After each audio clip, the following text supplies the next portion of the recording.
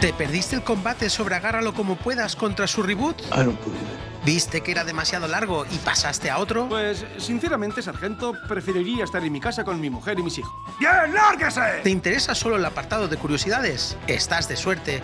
Aquí tienes un nuevo clip extraído del combate anterior sobre el inicio del género del humor absurdo. Eso no lo sabe la gente, claro. Si es la primera vez que tomas contacto con el canal, te invito a que antes veas el combate del cual he extraído este clip. Si por otro lado primero quieres saber dónde te estás metiendo, puedes empezar por este. Y si eres de los que ya viste el combate entero, te doy mi agradecimiento y te invito a que vuelvas a ver esta parte. Si es pedir demasiado, puedes saltártelo. Pero porque eres tú. En este fragmento, extraído del combate anterior donde se enfrentaron Agárralo como puedas de 1988 contra la versión de 2025, hacemos un pequeño repaso al género del humor absurdo en el cine. Espero que lo disfrutes. En episodios anteriores.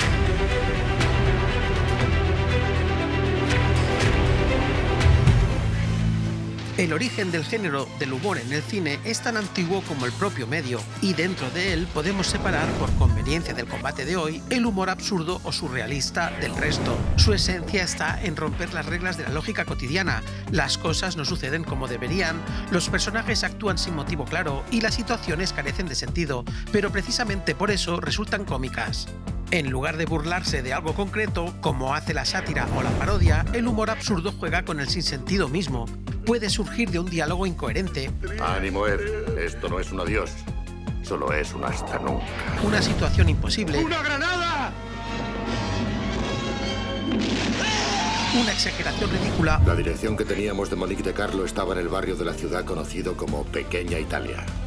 Esperábamos que esto pudiera ser la pista que nos condujera hasta Héctor Savage. O una reacción totalmente fuera de lugar. ¡Policía! ¡Tiren las armas! En el fondo, es un humor que nos hace reír porque desafía el orden y la razón y nos recuerda que la realidad a veces también puede ser completamente absurda. Si hacemos un repaso rápido en la historia del cine, deberíamos retroceder a la década de 1920 para encontrar sus orígenes y concretamente en las obras del gran maestro de la comedia, Buster Keaton. Keaton mantenía un rostro inexpresivo conocido como cara de palo. ¿Os suena? A pesar de estar inmerso en situaciones complejas y físicamente exigentes. Este contraste entre el caos externo y la calma interna es una fuente clave del humor absurdo. Creo que Keaton es el tatarabuelo de Leslie Nielsen. Este cómico fue una de las semillas del género. En The General de 1926, en España conocida como El maquinista de la General, considerada su obra maestra, interpreta a un ingeniero confederado cuyas reacciones mínimas ante desastres generan humor a partir de las situaciones, no de los chistes. Aunque fue un fracaso comercial en su estreno, hoy se considera una sátira del heroísmo tradicional y una reflexión sobre el azar frente a la moralidad. Su influencia fue enorme, marcando el inicio del humor absurdo moderno, el pistoletazo de salida. Y, después del pistoletazo, arrancan con fuerza y adelantando a Keaton por la derecha, un grupo variopinto, liderado por un tipo con bigote pintado, hace aparición para poner su firma en el género a finales de la década. Muy buenas noches. Hola.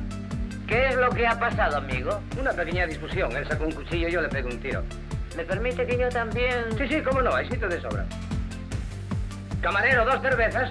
Tráigame a mí otras 2. Y una firma hecha con un rotulador permanente así de gordo, como el que pintó el bigote de este líder de este grupo cómico tan carismático como legendario. Y ahora, caballeros, tenemos que buscar un nuevo tesorero. Pero si nombró uno la semana pasada. ¡Ese es el que busco! Su nombre no hace falta decirlo. Bueno, va, porque eres tú. Los hermanos Marx, Los Cuatro Cocos de 1929 fue su primer largometraje basado en su exitosa obra de Broadway y es un ejemplo clave del estilo en la era del sonido.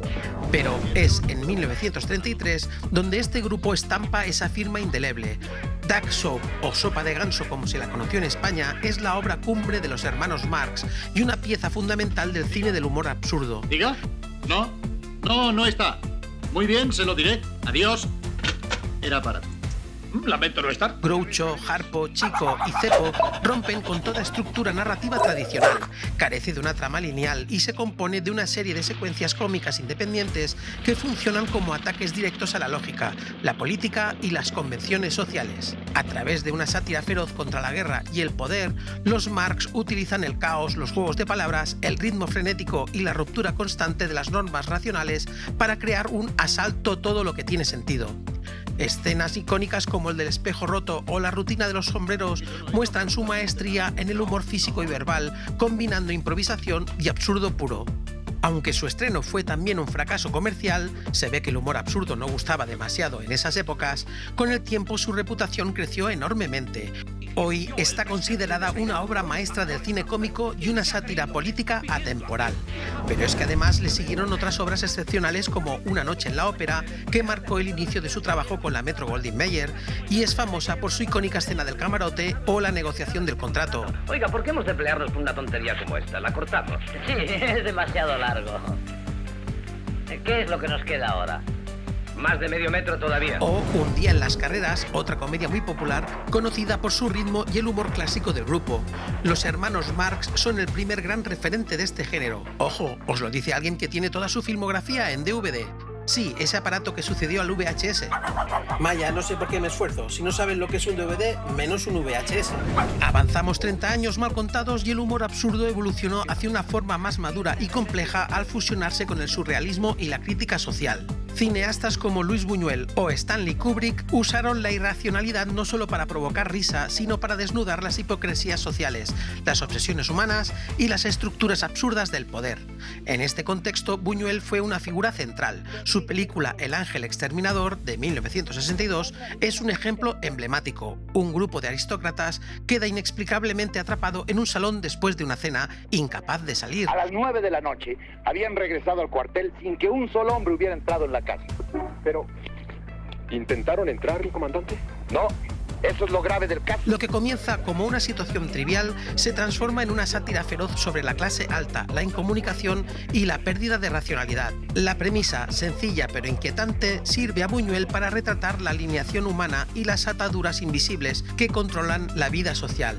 El ángel exterminador se considera una pieza clave en la transición hacia un absurdo más filosófico y político, cuya influencia puede rastrearse incluso hasta Dr. Strangelove y otras obras críticas del siglo XX. Kubrick, por su parte, nos propone que el humor absurdo puede surgir del choque entre lo grave y lo ridículo, que la exageración de la realidad es más potente que la pura fantasía. Tendremos que resignarnos al abandono de la monogamia en lo que se refiere a los hombres como elemento activo. Por desgracia, sí, pero, amigos míos, es otro sacrificio que exige el futuro de la raza humana. Las mujeres han de ser elegidas por unas características que causen su admiración. El estímulo ante todo. Y que la sátira inteligente puede hacer que la comedia trascienda el entretenimiento para convertirse en comentario social. No voy a extenderme más con Kubrick porque ya lo comenté en el combate anterior y además tienes el combate entre esta película y No mires arriba de Adam McKay.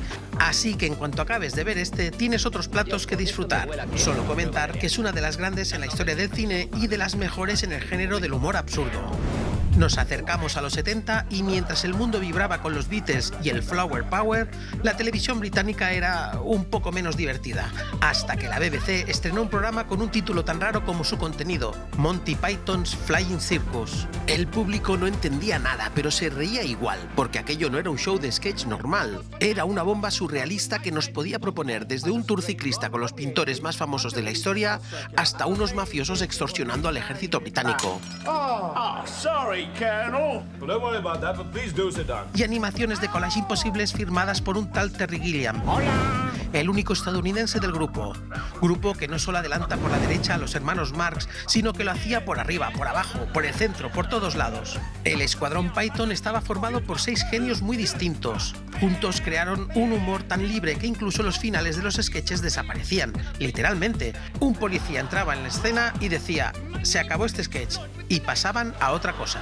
Después de dominar la televisión, dieron el salto a la gran pantalla con, y ahora algo completamente diferente, en 1971, frase célebre en la serie de televisión por definir los interludios entre los sketches. En España se la conoció como Se armó la gorda, no me preguntes por qué. Básicamente era un recopilatorio de éxitos con sketches del programa y principalmente estaba destinada al público estadounidense.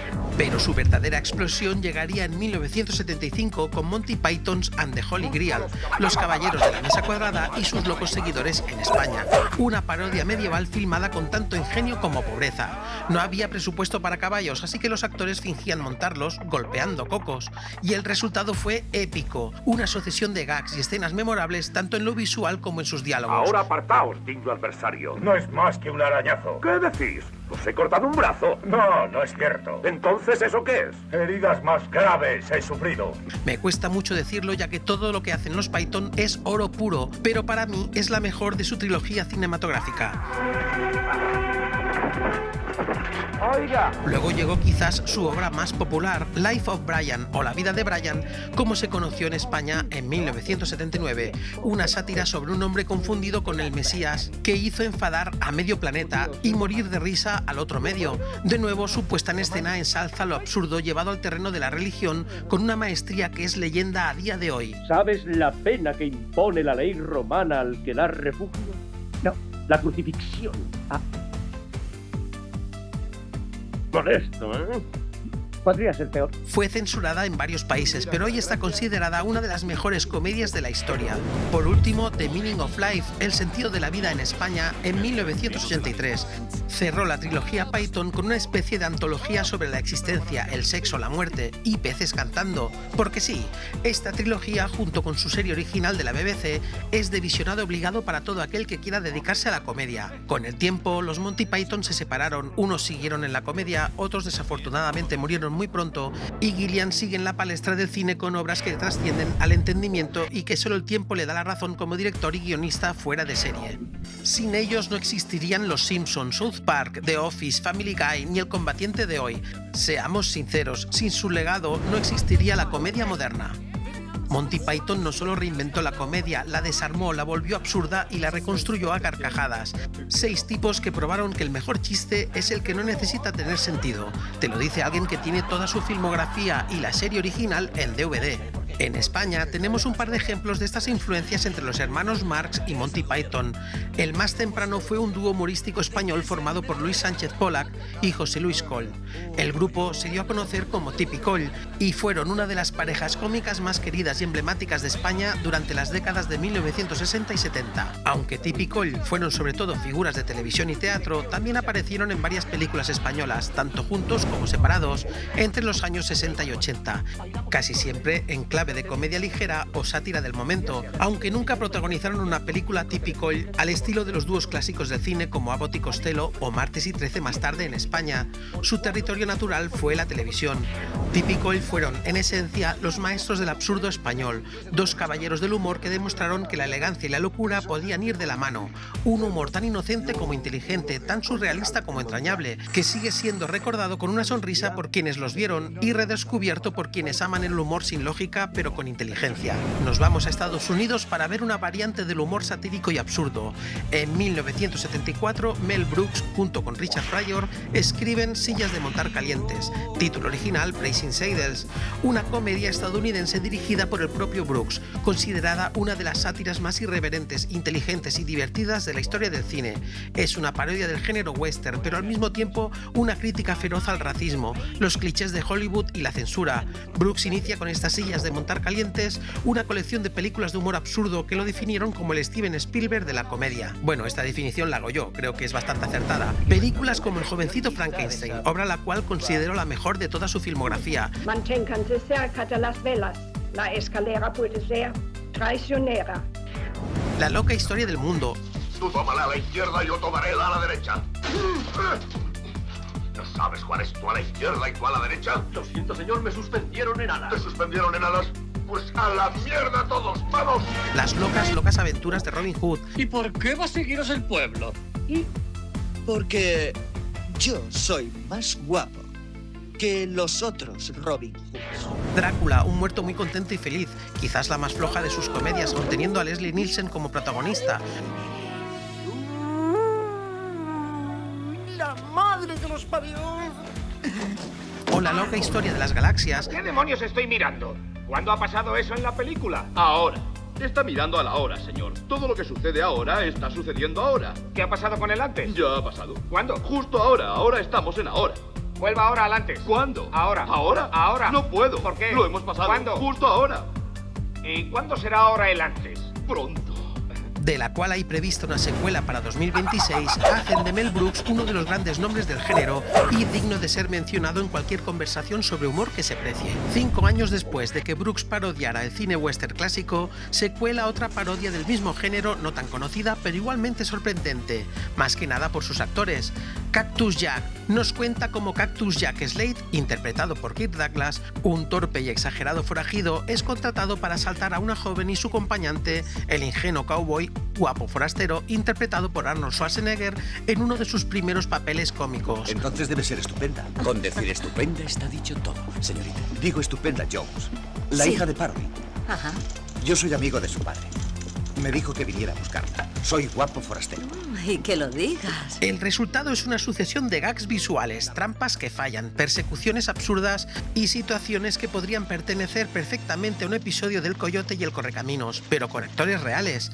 La película mezcla humor slapstick con referencias de cómic. Kirk Douglas se divierte interpretando una versión autoparódica del villano de western clásico, cayendo en trampas que él mismo prepara.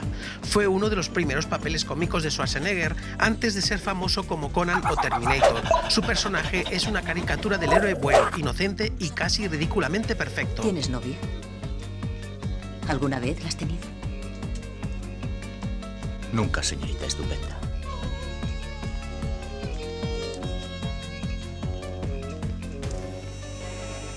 ¿Qué vas a hacer? Creo que esta noche hará frío, con que voy a buscar leña para el fuego, ¿eh? ¿Adivina qué? No fue un éxito en taquilla, pero con el tiempo ganó estatus de culto, especialmente por lo insólito de ver a Schwarzenegger en una comedia del oeste con ese tono tan absurdo. Volvemos a España y, recordando la evolución lógica del humor absurdo de Typical, nos damos cuenta que se bifurca años después en dos grupos, uno muy famoso en España y el otro menos conocido pero con más calidad. Por un lado, Martes y 13, el dúo cómico más famoso y popular de España durante los años 80 y 90, auténticos reyes del humor televisivo y de los especiales de Nochevieja. Su mezcla de humor costumbrista, parodia televisiva y locura gestual marcó una época y convirtió sus sketches en parte de la cultura popular. El grupo nació a finales de los 70 como un trío formado por Josema Yuste, Millán Salcedo y Fernando Conde, aunque más tarde este último se separaría del grupo. Su humor era una explosión de gestos, voces, transvestismo, parodia y absurdo. Millán era el genio expresivo, histriónico, impredecible. Josema el contrapunto más serio y racional, aunque igual de disparatado. Si Typical representaban el absurdo elegante, Martes y 13 eran el absurdo popular, el que unía a toda la familia frente al televisor. Aunque su fama vino sobre todo de la televisión, también participaron en varias películas. Aquí huele a muerto, pues yo no he sido, de 1989, es una comedia disparatada que parece algo influida de esa filmografía de terror cómico de Abbott y Costello. O El robobo de la Jojoya de 1991, el film por el que Tom Cruise se inspiró en su famosa escena de Misión Imposible. Estas dos son quizás las más famosas, pero la que considero su mejor obra, y con un claro guiño a los Monty Python, es La loca historia de los tres mosqueteros, su segundo largometraje de Martes y 13 como protagonista en el cine, justo antes de que Fernando Conde abandonara el grupo. ¡Imbécil! ¡Corta la cuerda que no es! Tras casi 20 años de éxitos, el desgaste creativo y las diferencias personales los llevaron a separarse en 1997. Su influencia puede llegar hasta nuestros días con el dúo cómico Cruz y Raya o más recientemente José Mota. El otro dúo a tener en cuenta es Faemino y Cansado, este dúo cómico formado por Ángel Javier Pozuelo Gómez, Javier Cansado, y Juan Carlos Arroyo Urbina, Carlos Faemino, es una evolución de Typical pero elevado a otro nivel. El humor de Faemino y Cansado no se parece a nada, no hay personajes, ni tramas, ni chistes convencionales. Son dos tipos hablando, lanzando ideas sin sentido aparente, juegos de palabras imposibles, reflexiones delirantes y situaciones cotidianas que acaban convertidas en pura locura lógica. Vamos a ir todo el sur de España, lo vamos a andar ahí controlando. ¿Para defender? Para defenderlo. Pues yo vengo de Barcelona ahora. ¿Y eso? ¿Qué está haciendo un máster de vuelo? ¿Sabes que yo no volaba? Ya sé. Faemino y Cansado son los herederos naturales de Typical, aunque con una capa más contemporánea y autorreferencial. Su tono mezcla el surrealismo de Typical con la filosofía de Bar de Eugenio, otro gran referente del humor absurdo en España. No participaron en ningún proyecto cinematográfico, pero me parece injusto no mencionarlos, ya que me parecen la pareja humorística que mejor se ha acercado al humor legendario referente de los hermanos Marx y Monty Python en España, y el rival a batir hoy en día en la península ibérica. Y nos acercamos a la edad dorada del género, mis amados años años 80. Y en esta década maravillosa para el mundo del cine, los grandes maestros del humor absurdo son precisamente David Zucker, Jim Abrams y Jerry Zucker, el trío conocido como Zaz. Ellos revolucionaron la parodia y el humor absurdo con un estilo inconfundible, reinventado en los 70 por Monty Python y perfeccionado en los 80 por este trío de cachondos. Todo comenzó con Airplane, de 1980, una parodia del cine de catástrofes, en especial de Zero Hour, de 1957, que se convirtió en un fenómeno cultural. Bueno, ya está bien de hablar de mí, espero no haberla aburrido. Siempre que comienzo a hablar de Elaine, pierdo por completo la noción del tiempo. Es la madre de todas las parodias modernas, una comedia absurda que redefinió el género. Se convirtió en un clásico instantáneo del humor surrealista. Zaz rompió las reglas del humor convencional. En vez de construir chistes sobre situaciones realistas, construyeron un universo donde lo absurdo era lo normal. Nuestra única esperanza es darle ánimos. Tengo que devolverle su confianza. ¿Striker? ¿Ha volado alguna vez en cuatrimotor? No, nunca. Maldita sea, es perder el tiempo. La historia es una parodia directa de las películas de catástrofes aéreas de los 70. Gran parte de los diálogos están copiados palabra por palabra de Zero Hour, pero interpretados en clave de comedia. Incluso tuvieron que comprar los derechos de esa película para poder parodiarla legalmente. El expiloto Ted Striker, Robert Hayes, sufre de estrés postraumático y sigue enamorado de su ex, Elaine, que ahora trabaja como azafata. Cuando los pasajeros y la tripulación del vuelo se intoxican con la comida, Striker es el único que puede aterrizar el avión, aunque no haya volado en años. Los personajes actúan con total seriedad, pero el contexto es completamente ridículo. Esa seriedad es crucial. El humor Zaz no funciona si los actores parecen saber que están en una comedia. Por eso el casting fue tan brillante. Actores dramáticos como Leslie Nielsen o Robert Stack se convirtieron en cómicos involuntarios. La película costó menos de $4 millones y recaudó más de 170. Fue un fenómeno cultural. Lanzó la carrera cómica de Leslie Nielsen y estableció el molde para todas las parodias posteriores. Una de estas parodias posteriores fue Top Secret, de 1984, una parodia de las películas de espías y Guerra Fría con momentos visuales tan ingeniosos que rozan el surrealismo puro, como la escena filmada completamente al revés. Es una parodia delirante que mezcla el cine de espías tipo James Bond y las películas de Elvis Presley, con el tono de gag por segundo característico del trío Zaz. ¿Cómo está, sargento Cantamal? ¿Sí? Comprendido. Hágame saber cualquier cambio en su estado. Ha muerto. La historia sigue a Nick Rivers, interpretado por un jovencísimo Val Kilmer en su debut cinematográfico, un cantante de rock estadounidense que viaja a la Alemania Oriental para participar en un festival cultural. Allí se ve envuelto accidentalmente en una trama de espionaje, resistencia, nazis, científicos locos y una vaca con botas. De nuevo, el estereotipo de fracaso comercial, pero con los años se convirtió en una película de culto por los fanáticos del humor absurdo y visual. Hoy se considera una obra maestra del absurdo cinematográfico, especialmente por su atención al detalle. Cada plano tiene un chiste escondido, una de mis favoritas del género, por no decir la que más, y también poseedor de una versión en cinta en formato beta.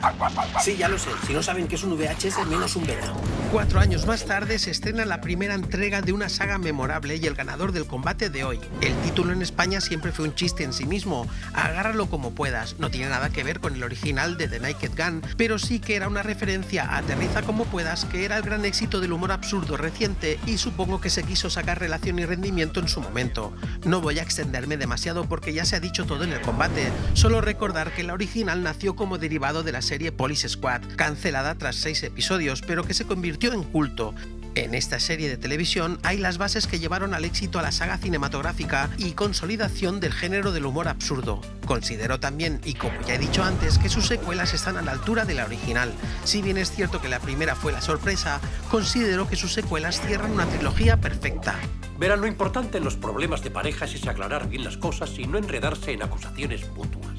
A ver, ¿quién de los dos es el impotente? Bueno, pues es él. Ah, sí. Claro. Justo un año después volvemos a España para enfrentarnos a la que, para mí, es el mejor exponente del género en el país. Amanece, que no es poco, es una de las películas más singulares, queridas y surrealistas del cine español. Fue escrita y dirigida por José Luis Cuerda, un ingeniero español, Antonio Resines, que trabaja en Estados Unidos, regresa con su padre, Luis Ciges, a España y acaba llegando a un pueblo donde los habitantes viven según sus normas completamente absurdas y surrealistas. ¿Qué dice? ¡Que si me quieres! Pero hombre, padre, no me joda, no me joda. Pues mira, tampoco es que sea una cosa, Hay hombres que nacen de la tierra, el voto se organiza para decidir quién será adúltero esa semana. Siguiendo nuestra costumbre, tenemos que decidir primero quién se presenta a puta. Segundo, quiénes se presentan adúlteras. Tercero, si hay alguna que quiera meterse monja. Y cuarto, si hay alguna que le interese ser marimacho. Y la gente acepta todo con naturalidad. Más que una trama lineal, la película es una sucesión de escenas disparatadas, diálogos filosóficos, religiosos o poéticos y una sátira amable del mundo rural y de la mentalidad española. Por cierto, tú cuando ayunas así como hoy por los pobres, ¿ellos cómo lo notan? Por el cuerpo místico de Cristo. Con el tiempo ha alcanzado el estatus de película de culto, especialmente por su humor absurdo, su lenguaje literario y su crítica velada a la sociedad española. Es una película que parece un cruce entre Luis Buñuel y Miguel Gila, otro gran cómico del absurdo en España, con una pizca de Monty Python, pero con alma de pueblo manchego. ¿Y usted dónde da clases? En Oklahoma. En los Estados Unidos. Sí, señor. ¿Y cómo anda por allí la política?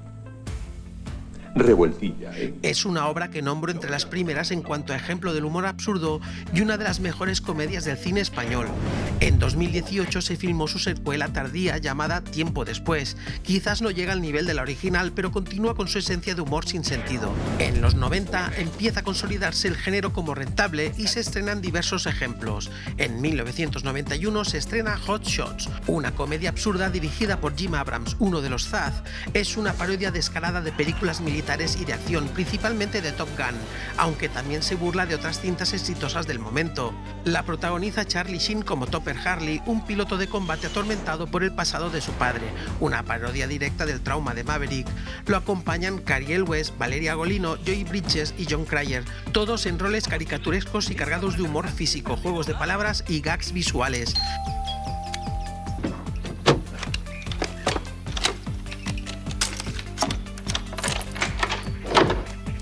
La película fue un éxito comercial y de crítica moderadamente positiva, considerada una de las mejores parodias de los 90 por su ritmo, ingenio y el compromiso total de los actores con la locura del guión. 2 años más tarde tuvo una secuela, aunque más delirante. Hot Shots Part 2 se centra más en Rambo y las películas bélicas. Es aún más desquiciada que la primera y una de las parodias más delirantes de los 90. De nuevo dirigida por J. Abrams y protagonizada por Charlie Sheen como Topper Harley, esta vez la película cambia los cielos por el campo de batalla, convirtiéndose en una burla épica de las películas de acción y guerra, sobre todo de Rambo 2 y 3. Ese mismo año se estrena un intento algo fallido de parodiar una saga que por entonces lo estaba petando dentro del género de acción. Loaded Weapon, o Con el arma a punto como se la conoció en España y protagonizada por Emilio Estevez, en modo parodia total de Mel Gibson y Samuel L. Jackson imitando al Danny Glover de Arma Letal. ¿No ha visto Hot Shots? No es que quiera hacer comparaciones, pero ¿no cree que es una coincidencia bastante curiosa que esté usted haciendo esto y que en Hot Shots... Bueno, me crees que acabó. El sargento Jack Colt es un policía rebelde con pasado traumático que debe hacer equipo con el veterano Wes Luger para investigar el asesinato de un agente de la DEA. Pronto descubren una conspiración que involucra galletas de la fortuna adulteradas. Yo no sé nada, yo no he visto nada, yo no he dicho nada. Nada. Se dice nada, no se dice nada. Hay una D y una A al final, nada. La historia es solo una excusa para encadenar gags visuales, referencias absurdas y parodias de clásicos de acción, desde El silencio de los corderos hasta Rambo, pasando por Die Hard o Dirty Harry. En su estreno tuvo críticas mixtas porque el género de parodias ya empezaba a saturarse, pero con el tiempo se convirtió en película de culto entre fans del humor absurdo. Su tono, ritmo y espíritu Zaz la hacen una continuación natural de Hot Shots Part 2. Volvemos a España y avanzamos a 1998 para descubrir una de las mejores películas españolas dentro del género del humor absurdo y surrealista, una de mi top 3 en el género hecho en España, El milagro de Petinto. Pedazo de invento la gaseosa, macho. Fue dirigida por Javier Fesser, quien debutaba en el largometraje tras hacerse famoso con cortos llenos de humor absurdo y visualmente muy elaborados, como Aquel ritmillo o El secreto de la trompeta. Cuenta la vida de Petinto, un hombre ingenuo y devoto que desde joven solo sueña con una cosa: formar una familia numerosa. Se casa con Olivia, una mujer ciega, y ambos pasan los años intentando tener hijos sin mucho éxito. Un día, por error, 2 extraterrestres caen en su casa y el matrimonio cree que el milagro ha ocurrido. Por fin tienen descendencia. Desde entonces crían a los alienígenas como si fueran sus propios hijos humanos, con una ternura absurda y una lógica que desafía toda razón. Fesser mezcla retro, stop motion, maquetas, efectos caseros y humor físico. Su estilo bebe de Amanece que no es poco, Monty Python, Jeanette Ancaró por Delicatessen y Terry Gilliam por Brasil, pero con sabor español, ingenuo y lleno de ternura. Una de las mejores comedias del cine español.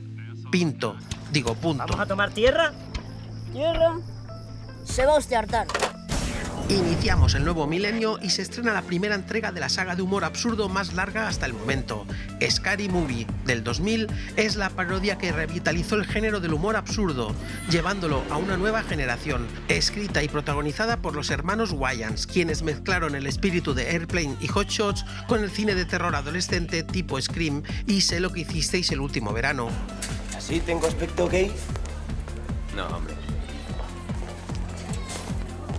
¿Qué tal ahora? Un grupo de adolescentes comete un atropello accidental y un año después empiezan a ser acosados por un asesino enmascarado, idéntico al de Scream.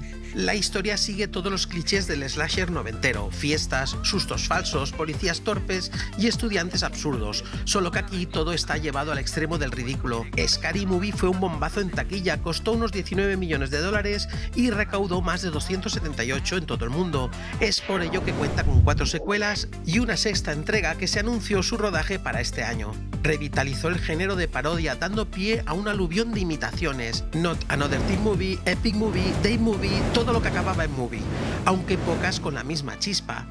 Scary Movie se considera el puente entre el humor absurdo clásico de los 80 y 90 y la parodia pop de los 2000. Marcó una época por su tono irreverente y porque, aunque muchas bromas envejecieron mal, capturó perfectamente la cultura del momento y las reglas del terror juvenil. Hay más ejemplos y seguro que me he dejado auténticas joyas del género, pero como ligero repaso del humor absurdo, creo que nos hacemos una idea de lo importante que es este género. No hay duda de que los Zaz marcaron el estándar de la parodia moderna. Sin ellos no existirían las obras que hemos comentado, ni Austin Powers, ni Johnny English, ni las comedias de Edgar Wright o los hermanos Farrelly, ni siquiera el cine de los hermanos Coen. Hay que ver cuánto hermano hay en este género. Su humor absurdo inspiró a generaciones, aunque pocas veces ha sido igualado. Su precisión cómica y su control del ritmo visual hacen que, pese al caos aparente, cada gag esté milimétricamente calculado. En resumen, el humor absurdo de los Zaz funciona como una especie de anarquía organizada.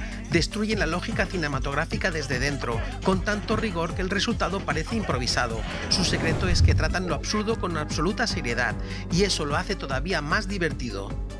Hoy tampoco os voy a pedir que os suscribáis ni le deis a me gusta porque mi perra lleva una placa de patrulla canina, ha detenido al gato y está conduciendo el coche patrulla marcha atrás. Esto quizás lo haga en el próximo vídeo. Maya, que el gato no tiene antecedentes. Que si lleva rayas es porque es un gato atigrado, no porque haya estado en la cárcel. Cometí un grave error. Toma. Te la devuelvo. ¿De quién es? ¿Qué más da? ¿Qué es eso? Cuídate mucho. Ah, por cierto, mis orgasmos eran fingidos.